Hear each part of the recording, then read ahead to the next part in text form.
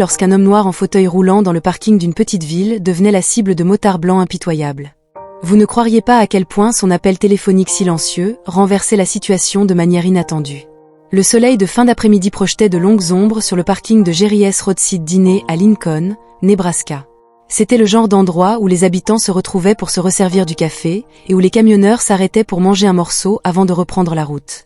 Le bourdonnement constant des conversations et le bruit des plats résonnaient à travers les fenêtres ouvertes, mais à l'extérieur, l'atmosphère était sur le point de changer. Un homme d'une quarantaine d'années, assis dans un élégant fauteuil roulant noir, se déplaçait doucement dans le parking. Son nom était Léon. Vêtu d'une chemise boutonnée impeccable et d'un jean délavé, il avançait avec une confiance tranquille, le regard fixé devant lui. Léon était venu chercher un verre pour le déjeuner après avoir fait des courses, sans se douter qu'il allait devenir la cible d'une attention indésirable. De l'autre côté du terrain, un groupe de 5 motards s'appuyait contre leur moto, leur rire résonnant de manière rauque et aiguë, tandis que l'un d'eux donnait un coup de coude à un autre en faisant signe à Léon. Il était le genre d'homme qui attirait l'attention sans le vouloir. Sa peau foncée et son fauteuil roulant faisaient de lui une anomalie dans leur monde. « Et Rolling Thunder !» cria l'un d'eux, sa voix perçant l'air comme une mauvaise blague. Les autres riaient, affichant un sourire malveillant. Léon ne les regarda pas. Il continua simplement vers la porte du dîner, concentré, calme et totalement imperturbable, mais les motards n'avaient pas l'intention de le laisser tranquille. L'un d'eux poussa sa moto, un sourire arrogant sur le visage, et commença à marcher vers Léon. Les autres le suivirent, leurs bottes craquant sur le gravier. Léon ralentit son allure, conscient instinctivement du groupe qui s'approchait derrière lui. Il s'arrêta près de l'entrée du restaurant, sa main planant au-dessus du volant. Rim, le chef des motards, un homme costaud portant un gilet en cuir avec un patch Outlaw Rebelle, s'approcha. Son sourire était tout sauf amical. « Eh, mon pote !» appela-t-il d'un ton moqueur. « Où est le feu?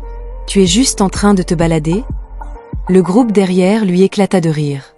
Léon tourna légèrement la tête, rencontrant le regard de l'homme avec une expression de calme déterminé. « Je prenais juste un déjeuner », répondit-il d'une voix posée, ne trahissant aucune émotion, mais son calme ne faisait qu'attiser leur provocation. Un autre motard, plus jeune et nerveux, avec des tatouages serrant ses bras, intervint. « Qu'est-ce qui se passe? L'homme ne va pas courir? Nous sommes là, tu es là. » Il imita un mouvement de roue avec ses mains, provoquant une nouvelle série de rires cruels.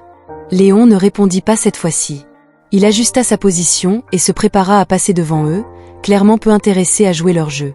Mais alors qu'il bougeait, l'un des motards se mit directement sur son chemin, le bloquant. « Pas si vite », dit le chef, son sourire s'estompant en quelque chose de froid. « Nous nous amusons juste un peu, pas besoin d'être impoli. » L'air était lourd. Quelques clients à l'intérieur du restaurant regardaient par les fenêtres, mais personne n'osait intervenir. Léon observa le motard devant lui, puis les autres formant un demi-cercle lâche autour de lui, mais il ne montrait toujours aucune peur. « Je ne veux pas d'ennui », dit Léon clairement, sa voix portant juste assez d'autorité pour faire s'arrêter les hommes. Mais il était évident qu'il ne reculait pas. Au lieu de répondre, Léon fouilla dans sa poche et sortit son téléphone. Ses mouvements étaient lents et délibérés, mais ils ne passèrent pas inaperçus. L'expression suffisante du leader faiblit un instant. « Qui appelles-tu, hein ?» aboya-t-il. « Les flics ne feront pas grand-chose ici. » Mais le calme de Léon ne faiblit pas. Il composa le numéro, mit le téléphone à son oreille et dit quelques mots avant de raccrocher. Les motards échangèrent des regards inquiets, mais ils n'avaient pas encore réalisé ce qui allait se passer. Léon remit le téléphone dans sa poche. Sans un mot, le chef des motards le regarda en plissant les yeux, essayant de déchiffrer son expression. « De quoi s'agit-il? Hein? Tu penses que tu nous fais peur ?» Il ricana, mais il y avait une note d'incertitude dans sa voix. Léon ne répondit pas, il n'en avait pas besoin. Au lieu de cela, il fit rouler sa chaise de quelques mètres sur le côté, se positionnant contre le mur du restaurant comme s'il avait tout le temps du monde. Son calme n'alimentait que leur frustration. « Ce que vous avez eu en retour », plaisanta un autre motard, son rire trahissant une nervosité croissante. Les autres se joignirent à lui, mais c'était forcé. Quelque chose dans la confiance tranquille de Léon commençait à les ronger. Les minutes passèrent, les motards se déplaçaient sans relâche, leur bravade commençant à s'effriter. « Mec, je n'aime pas celui-là », murmura l'un d'eux, mais le chef le fit rapidement taire d'un regard noir. Puis, un faible grondement se fit entendre au loin. Il était à peine perceptible au début, mais il devenait plus fort à chaque seconde. Le rugissement indubitable des moteurs remplissait l'air, rompant le silence inquiet du parking. Léon se tourna vers la route principale alors qu'un convoi de motos apparaissait, leur chrome scintillant sous le soleil de fin d'après-midi. La vue était suffisante pour faire taire les motards. Le convoi était massif, composé de dizaines de motards vêtus de cuir noir et de casques, leurs vestes ornées de patchs symbolisant l'unité et la protection. Ils se déplaçaient comme un seul homme, leur présence attirant l'attention. Léon les observa s'approcher, son visage demeurant impassible. Il n'avait pas prononcé un mot depuis son appel téléphonique, mais maintenant un léger sourire se dessinait sur ses lèvres. Le convoi s'arrêta sur le parking, formant une ligne précise sur leurs motos, comme des soldats se préparant à la bataille. Le chef des motards originaux fit un pas en arrière, sa confiance s'effondrant alors qu'il marmonnait « Qui diable sont ces gars-là ?» Mais au fond de lui, il connaissait déjà la réponse. La dynamique avait changé et il n'y avait pas de retour en arrière. Un convoi de motards descendit de leurs motos presque à l'unisson, leurs bottes frappant le gravier avec un rythme régulier. Ils avançaient avec détermination, sans mots ni cris, juste une présence collective impossible à ignorer.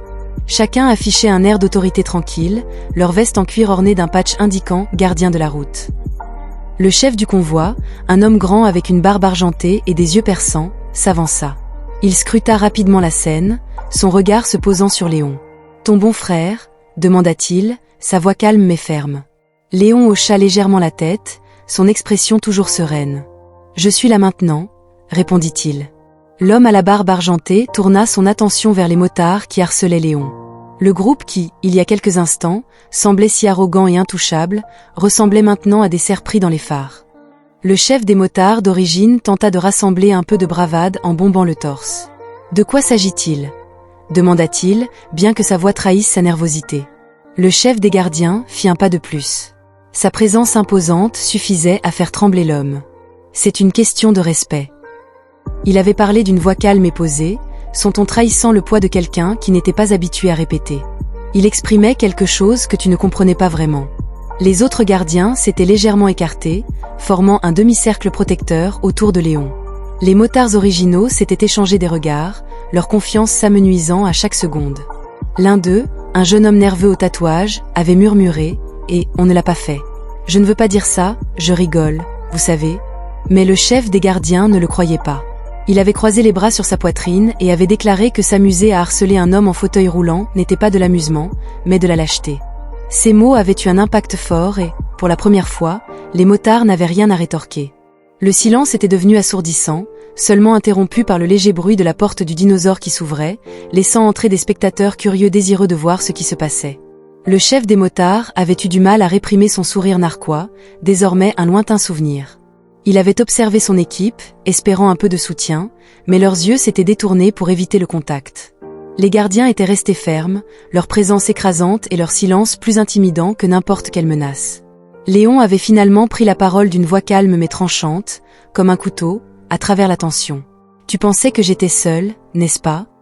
Il s'était arrêté, laissant le poids de ses mots s'installer. « C'est ça le problème avec des gens comme toi, tu t'en prends uniquement à ceux que tu crois incapables de riposter. » Le gardien à la barbe argentée avait échangé un regard avec Léon, une lueur de fierté dans les yeux. Son expression, se tournant vers les motards, avait déclaré « Voici ce qui va se passer. Vous allez vous excuser correctement auprès de cet homme, puis vous partirez et vous ne recommencerez plus jamais ce genre de choses. Je vais être clair ?» Le chef des motards avait ouvert la bouche pour protester, mais le regard fixe et inébranlable des gardiens l'avait stoppé net. Il avait hésité, puis murmuré « Ouais, d'accord, nous sommes désolés. » Léon avait haussé un sourcil, son expression ne trahissant pas ce qu'il pensait. Le chef des gardiens s'était penché, sa voix baissant juste assez pour faire se raidir l'autre homme. « Tu ferais mieux de le penser. » Les excuses étaient revenues, cette fois plus fortes et plus claires. « Désolé », avait dit le chef en regardant Léon puis le sol. Les autres avaient murmuré leurs propres excuses, moins enthousiastes, leur bravade ayant complètement disparu. Léon avait hoché la tête une fois les excuses acceptées, mais avait ajouté « Souviens-toi que tu n'auras pas une seconde chance de réparer ce genre d'erreur. » Alors que les motards regagnaient rapidement leur moto, les gardiens étaient restés sur place, observant en silence jusqu'à ce que le groupe s'éloigne. Leur arrogance antérieure avait été remplacée par la hâte et l'humiliation. Le parking était redevenu silencieux, la tension s'étant finalement dissipée. Léon s'était tourné vers l'homme à la barbe argentée et lui avait tendu la main. « Merci », avait-il simplement dit. L'homme avait serré sa main avec force. « N'hésite jamais, frère, tu n'es pas seul. » Alors que le convoi montait sur leur moto, le grondement de leur moteur remplissait à nouveau l'air, mais cette fois, ce n'était pas un son de peur. C'était de la solidarité, un rappel que la force vient du nombre et que résister à l'injustice compte toujours. Lorsque le dernier des gardiens avait fait rugir son moteur et quitté le parking, Léon avait pris une profonde inspiration. Le poids des dernières minutes pesait sur ses épaules, mais il pouvait encore entendre le faible bourdonnement de leur moto au loin, un son qui portait avec lui un sentiment de triomphe plutôt que d'intimidation. Le restaurant, qui avait été si calme quelques instants auparavant, était maintenant rempli d'une nouvelle énergie alors que les clients à l'intérieur, ayant observé par les fenêtres, commençaient à retourner à leur repas en échangeant des conversations chuchotées. Léon s'était dirigé vers la porte du dinosaure, ses mouvements délibérés. Il avait affronté pire dans sa vie, et cette journée n'était qu'un autre rappel que rester ferme face à la haine et à la cruauté était toujours le bon choix. À l'intérieur, la serveuse, une femme d'âge moyen aux cheveux blonds courts, lui avait adressé un doux sourire en le voyant entrer. « Tout s'est bien passé là-bas », lui avait-elle demandé, ses yeux scrutant son visage à la recherche de signes de détresse. Léon lui avait rendu son sourire. « Oui, tout va bien maintenant, j'ai juste eu un petit malentendu. » Elle avait haussé un sourcil, mais n'avait pas insisté davantage. « C'est bon d'entendre ton, s'il te plaît, habituel », avait-elle répondu en s'asseyant à son stand habituel. Léon n'avait pu s'empêcher de réfléchir à cette brève rencontre. Les motards avaient pensé pouvoir l'intimider et profiter de son handicap, mais ils n'avaient pas pris en compte une chose. Léon n'était pas seulement un homme en fauteuil roulant, il faisait partie d'une communauté plus large, une communauté qui n'hésiterait pas à l'aider en cas de besoin. Le gardien à la barbe argentée avait raison, il ne s'agissait pas seulement d'excuses, mais d'un message montrant qu'il y avait du pouvoir et que même face à l'intimidation, une personne pouvait faire la différence. Léon était resté ferme et, ce faisant, il avait rappelé à ceux qui l'entouraient que la vraie force ne vient pas de ce que l'on peut endurer physiquement, mais de sa capacité à rester fidèle à soi-même, quelle que soit la situation. C'était une leçon non seulement pour les motards, mais pour tous ceux qui observaient. Personne, quelle que soit son origine ou ses circonstances, ne devrait jamais être sous-estimé, et la gentillesse ainsi que le respect l'emportent toujours sur la peur et la cruauté.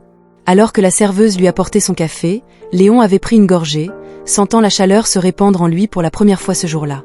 Il avait ressenti un sentiment de paix qu'il avait gagné non pas parce qu'il avait dû se battre, mais parce qu'il était resté fidèle à lui-même et qu'il avait ainsi inspiré d'autres personnes à faire de même.